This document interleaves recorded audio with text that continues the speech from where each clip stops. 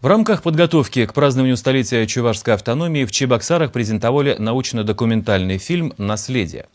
Фильм посвящен традициям и обычаям чувашского народа. Снимали картину при поддержке Министерства культуры республики. В основу фильма легли исторические кадры. Также были задействованы начинающие актеры. Фильм длится 43 минуты, съемки продолжались полгода. Режиссер картины Юрий Сергеев отметил, такой хронометраж выбран не случайно.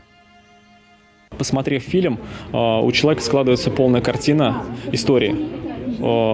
Практически фильм имеет такой формат научно-популярного фильма. Это хронометраж 43 минуты. В общем-то, формат восприятия, формат урока, можно сказать. Ты садишься и начинаешь смотреть, и за это короткое время у тебя много остается.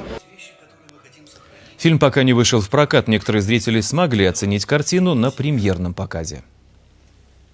Фильм очень понравился. Фильм ценный, интересный и, самое главное, доступный сейчас для всех в республике.